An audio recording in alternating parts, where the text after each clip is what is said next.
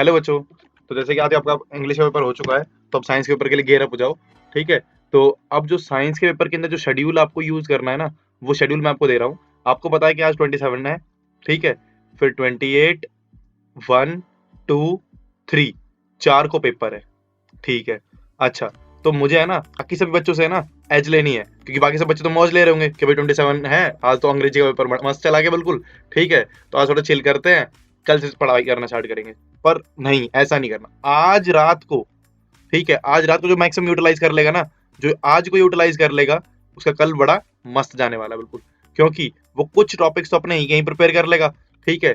फिर कुछ काम यहाँ पर कर लेगा, कुछ काम यहाँ पर कर लेगा, बाकी सारी रिवीजन यहाँ पर कर लेगा, बात बन जाएगी। तो हमें क्या करना है, हमें अपना जो सिलेबस है ना, वो इन स्टार्टिंग के 2-2.5 दिनों के अंदर कंप्लीट करना है। जो सिलेबस है, हमें उस सिलेबस को क्या करना है, रिवाइज कर देना है पूरा। सिलेबस रिवाइज करते ही, ठीक है, जैसे सिलेबस रिवाइज होगा, ठीक है, तो जो 1 तारीख है, मोस्ट प्रोबेबली 1 तारीख के अंदर, 1 तारीख में ना आपको कोशिश करनी है कि 1 तारीख के 3 से या 5 बजे के बीच में, 3 से 5 बजे के बीच बीच तक आपका सारा सारा सिलेबस कवर हो जाए। ठीक है। जैसे ही वो कवर हो जाएगा, उसके तुरंत बाद जितने भी दिन बचते हैं, ठीक है, ये 2 दिन जो भी आपके पास बचते हैं ना, ठीक है, इन 2 दिनों में प्लस जितना टाइम आप यहां से बचाएंगे वो, इसमें आपको क्वेश्चंस की प्रैक्टिस करनी है। क्वेश्चंस की प्रैक्टिस करनी है। अच्छा, तो अगर आपने इन स्टार्टिंग के दिनों का यूटिलाइजेशन करा सिलेबस कवर करने में, और इन लास्ट वाले 2 दिन प्लस कुछ घंटों का अगर यूज करा प्रैक्टिस में, तो आपकी तैयारी 1 नंबर की धाकड़ हो जाएगी बिल्कुल। और जैसे आपकी तैयारी बढ़िया हुई, तो 4 तारीख का पेपर आपका बिल्कुल, ठीक है, 1 नंबर का टंच पेपर जाएगा बिल्कुल। तो क्या करेंगे अब, स्टार्टिंग के दिनों में सिलेबस कवर करेंगे और लास्ट वाले में करेंगे क्वेश्चंस की प्रैक्टिस। ठीक है। अच्छा, और इसमें कोशिश करेंगे कि पीवाई क्यूज जो है ना, सीबीएसई के जो पिछले सालों में क्वेश्चन आ रखे हैं, एटलीस्ट वो तो जरूर करके जाए हम सारे सारे। ठीक है। तो ये तो हमारा प्लान रहा। अब हम क्या करते हैं ना, क्वेश्चंस का, अब हम क्या करेंगे कि साइंस के कौन कौन से टॉपिक कब कब कवर करे जाए ना, ठीक है, उसकी एक लिस्ट बना रहे हैं। चलिए देखते हैं।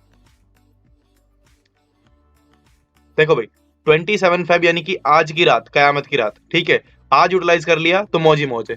ठीक है। देखो भाई, कौन कौन से टॉपिक डालने हैं इसके अंदर। सबसे पहला, चैप्टर 4। चैप्टर 4 जो है, इसके अंदर आपको फिजिकल प्रॉपर्टी डालनी है इसकी, यानी कि फिजिकल प्रॉपर्टीज जो है ना, वो कवर कर लीजिए, बात बन जाएगी। किसकी, चैप्टर 4 की। अच्छा, चैप्टर 4 की फिजिकल प्रॉपर्टी के बाद चैप्टर नंबर 8 का सेक्सुअल रिप्रोडक्शन वाला पार्ट कर लो बस, पूरा पूरा मोस्ट इंपॉर्टेंट टॉपिक है ये।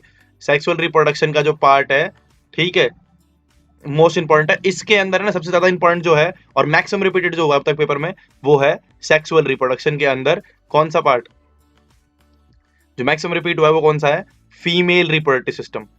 फीमेल रिप्रोडक्टिव सिस्टम से, ठीक है, फीमेल रिप्रोडक्टिव सिस्टम से जितने मैक्सिमम क्वेश्चन रिपीट हुए ना, ठीक है, कि डायग्राम, ठीक है, प्लेसेंटा वाला क्वेश्चन, ठीक है, और जितने भी क्वेश्चन इससे रिलेटेड है, मैक्सिमम यही रिपीट होता है पेपर में। तो आप फीमेल रिप्रोडक्टिव सिस्टम पूरा अच्छी तरह से पढ़ के जाना, पूरा पूरा पूरा सेक्सुअल रिप्रोडक्शन घोट दो बिल्कुल। ठीक है, रात रात में मोस्ट इंपॉर्टेंट टॉपिक है, एक 5 नंबर क्वेश्चन आपको यहाँ से दिखाई देगा देगा। ठीक है। अच्छा देखो, नेक्स्ट टॉपिक कौन सा आएगा, चैप्टर नंबर 9, हेरिडिटी। तो इस ये तो इसमें तो पेपर में आ ही बहुत कम रहा है, तो दिक्कत वाली बात है ही नहीं। ठीक है। तो हेरिडिटी में मोनो हाइब्रिड को, डाई हाइब्रिड को, जितने भी टॉपिक रिलेटेड है सारे सारे रट्टा मार दो। ठीक। नेक्स्ट पे चलो भाई, chapter number 13, magnetic effect of the electric current. Magnetic effect of electric current. तो भाई कुछ ना करना, ज्यादा बुद्धि लगानी ही ना है। ठीक है। इसके अंदर जितने भी डायग्राम्स हैं प्लस थ्योरी है, रटा मार दो, घोट दो, डायग्राम बना के देखो। ठीक है। और डायग्राम के अंदर डायरेक्शंस का फोकस जरूर करना है, कि आपकी जिस टाइम पे डायरेक्शन पेपर में गलत चली गई, उसी टाइम पे नंबर 0 है, चाहे आपने कितने सुथरा डायग्राम बना रखा हो। डायग्राम फिजिक्स के अंदर तभी सेंस देगा जब उसके अंदर डायरेक्शन बिल्कुल एक्यूरेट हो। ठीक है भाई।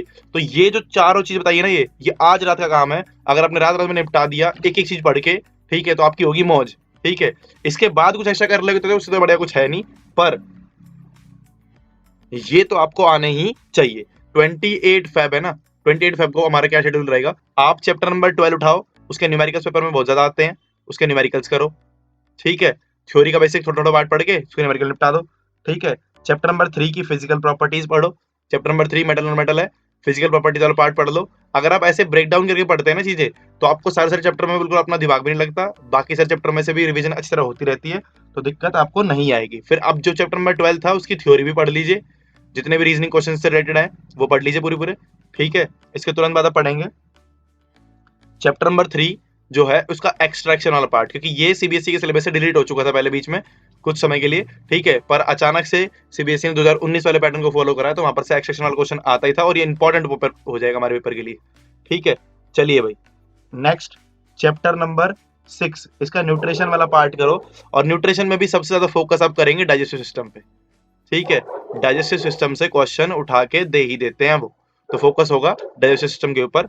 नेक्स्ट नेक्स्ट बढ़िया भाई, चैप्टर नंबर 4, इसमें जो केमिकल प्रॉपर्टीज हैं, ये भी पिछले साल सिलेबस से डिलीट हुई थी, इस साल फिर दोबारा आई है, तो धमाका मचा के जाएगी, ठीक है। यहां पर से भी 5 मार्क्स का क्वेश्चन आना लाजमी है भैया, तो इसको तो रट्टा मार ही लो बिल्कुल, ठीक है। नेक्स्ट पे चलते हैं, ठीक है। अब चैप्टर नंबर 7 पढ़ो। अच्छा, चैप्टर नंबर 7 जब पढ़ोगे ना, तो इसमें हॉर्मोन्स पढ़िए। क्या पढ़ना है आपको? हॉर्मोन्स पढ़ना है, ठीक है। वो भी कौन से? प्लांट वाले भी और एनिमल वाले भी, सारे रट्टा मार दो, ठीक है। पूरा पूरा चैप्टर पढ़ने से कुछ फायदा नहीं है, पहले ये पढ़ो, पार्ट्स में ब्रेक करके करो, ठीक है, बहुत अच्छा जाएगा पेपर आपका, ठीक है। Next chapter number 10, reflection. पर रिफ्लेक्शन क्या करने हैं? न्यूमेरिकल्स। तो बेसिक अपनी कॉपी में से फॉर्मुलेस देख के न्यूमेरिकल करना स्टार्ट करो, और फोकस करेंगे पहले एनसीईआरटी के न्यूमेरिकल करेंगे, उसके बाद जो प्रीवियस ईयर के पेपर में क्वेश्चन आ रखे हैं वो निपटाएंगे, ठीक है भाई। उसके बाद क्योंकि बहुत सारा हैवी पढ़ लिया है आपने, आप चैप्टर नंबर 1 पढ़ेंगे, ठीक। तो भैया ये चैप्टर नंबर 1 निपटा लो आसानी से, रिएक्शन से मेर ली, ठीक है, सारी से रिएक्शन रट्टा मार लो, ठीक है।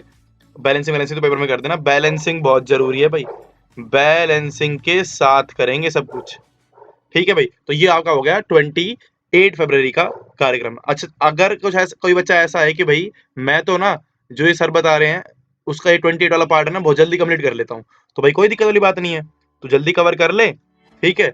तो जो नेक्स्ट डे वाला काम है वो पहले ही करके रख ले, कोई दिक्कत वाली बात नहीं है, फिर आपको क्वेश्चंस प्रैक्टिस के लिए बहुत टाइम मिल जाएगा। तो जिसकी जैसे स्पीड है वो उस हिसाब से अपनी प्रिपरेशन, ठीक है, कैरी कर सकता है, कोई बड़ी बात नहीं है। अब ये जो 1 मार्च का जो शेड्यूल है, ठीक है, ये आपके ऊपर डिपेंड करता है कि आपने किस तरीके से तैयारी करी है, ठीक है। देखिए ध्यान से, अब जो लास्ट वाला हिस्सा बचता है वो कौन कौन सा है? चैप्टर नंबर 2 पढ़ो, पर चैप्टर नंबर 2 में कौन सा पार्ट पढ़ना है? आप पीएच वाला पार्ट पढ़िए, पीएच एंड इट्स एप्लीकेशन। फिर यहां पर चैप्टर नंबर 10, आप चैप्टर नंबर 10 का रिफ्रैक्शन वाला पार्ट पढ़िए, ठीक। इसके बाद क्या करना है आपको? चैप्टर नंबर 11 का, चैप्टर नंबर 11 में डिफेक्ट्स ऑफ द विजन पढ़िए, बस खाली डिफेक्ट्स ऑफ विजन और आई एंड आई से रिलेटेड, विजन प्लस आई से रिलेटेड जितनी भी चीजें हैं वो, ठीक। नेक्स्ट पे चलिए अब इसके बाद चैप्टर नंबर 2 पढ़ो, पर पूरा नहीं, उसका सॉल्ट वाला टॉपिक पढ़ो बस खाली, सबसे लास्ट लास्ट वाला, ठीक है। सॉल्ट, सॉल्ट की फॉर्मेशन, सॉल्ट के यूज, ठीक है, सॉल्ट का नेम, उसका यूज, उसकी फॉर्मेशन, ये पेपर में बहुत ज्यादा पूछे जाते हैं, रट्टा मार दो सारे सॉल्टों को, ठीक है। नेक्स्ट पे चलिए, चैप्टर नंबर 10, ठीक है, रिफ्रैक्शन के न्यूमेरिकल्स, रिफ्रैक्शन के न्यूमेरिकल्स प्लस इसमें लेंसेज भी आ जाता है पूरा पूरा, तो लेंसेज भी कवर कर देंगे साथ के साथ ही, ठीक है। चैप्टर नंबर 15, आवर एनवायरनमेंट, ये तो बहुत ज्यादा आसान है, ओजोन वोजन वाली चीजें हैं, ठीक है, ओजोन तो बहुत रिपीट होता ही होता है, रट्टा मार देना पूरा पूरा, ठीक। चैप्टर नंबर 2, चैप्टर नंबर 2 में जो स्टार्टिंग का हिस्सा बच गया, सॉल्ट्स को छोड़ के, पीएच को छोड़ के, ठीक है, वो वाली चीज यहां पर करनी है कंप्लीट, ठीक। चैप्टर नंबर 6, ट्रांसपोर्टेशन, निपटा दो, ठीक है, हार्ट वाला टॉपिक बहुत ज्यादा इंपॉर्टेंट है, इसके अंदर घोटा मार देना पूरा का पूरा। चैप्टर नंबर 7, अब जो चैप्टर नंबर 7 का है ना, ठीक है, ब्रेन को छोड़ के सब, ब्रेन को छोड़ के पूरा का पूरा निपटा दो, ठीक। Last chapter number 8, asexual reproduction, और सबसे लास्ट में वो जो आपके पूरे पूरे जीवन को चला रहा है, ये आपका ब्रेन, इसके सारे सारे फंक्शंस बिल्कुल अच्छी तरह से पढ़ लेंगे सारे सारे बच्चे। होप कि आपको जो शेड्यूल है और जो आइडिया है कि ब्रेक डाउन करके पूरे पूरे सिलेबस को पढ़ना, ठीक है, वो पसंद आए और आप इसको यूटिलाइज कीजिए प्रॉपर तरीके से, अच्छी तरीके से जितना आपने पढ़ रखा है ना, जहां पे नोट्स बना रखे हैं, केवल उसी उसी को रिवाइज करेंगे, कोई नई चीज नहीं पढ़ेंगे, जहां से आपने पढ़ा हुआ है ना उन्हीं उन्हीं को फॉलो करेंगे, इन प्रॉपर तरीके से शेड्यूल को फॉलो करिए, ठीक है। 1 मार्च का जिस भी टाइम पे जिस हिसाब से आपका खत्म होता है ना, अपने पेस के अकॉर्डिंग चीजें कोई छोड़नी नहीं है कि भाई सर ने तो टाइमिंग दे दी है कि 1 मार्च तक ही कंप्लीट करना है, ऐसा कुछ नहीं है। आपको फोकस करना है कि भाई जितना अपने पेस के अकॉर्डिंग मैं सारा कंप्लीट कर पाऊं, तो पहले फोकस तो ये होना चाहिए कि मैक्सिमम से मैक्सिमम कंप्लीट कर पाओ।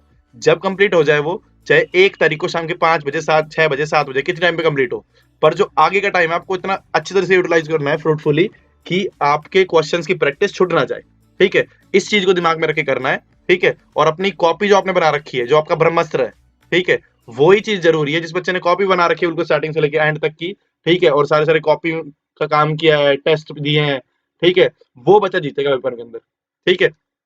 पेपर में थोड़ा बहुत तो ऐसा होगा कि ऊपर नीचे कुछ कुछ चीजें तो हैं जो ऊपर नीचे हो जाएंगी, ठीक है, पर मैक्सिमम स्टफ जो होगा, जो आपने पढ़ा हुआ है, उसी में से आने वाला है, तो डरने की आवश्यकता है ही नहीं बिल्कुल, ठीक है। आप मचा के आएंगे, फोड़ देंगे पेपर को बिल्कुल, ठीक है।